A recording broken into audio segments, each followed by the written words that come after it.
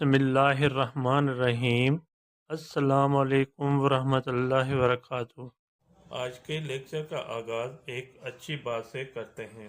پیارے بچوں، دنیا میں کامیابی چاہتے ہو تو ماں باپ کی خدمت کرو۔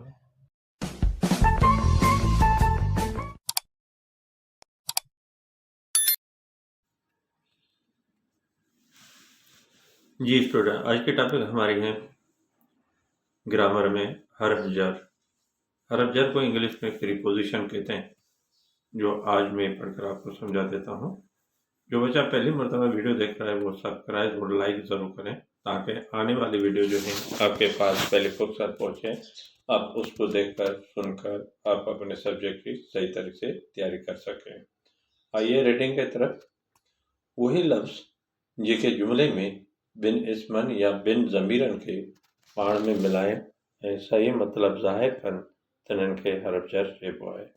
وہ لفظ جو جملے میں دو اسموں یا دو ضمیروں کو آپس میں ملائیں اور صحیح مطلب ظاہر کریں، ان کو حرف جر کہا جاتا ہے۔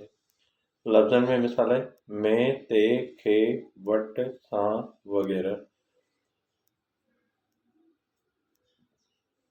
جملن میں مثالیں الماری میں کتاب رکھل آہن، الماری میں کتاب رکھی ہوئی ہیں۔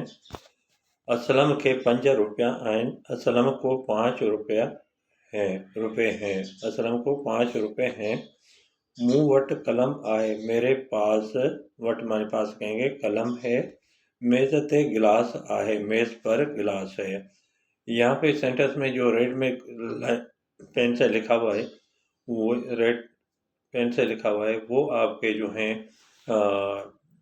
پریپوزیشن لفظ ہیں، یعنی حرف جر ہیں، میں، کھے، وٹ اور تے۔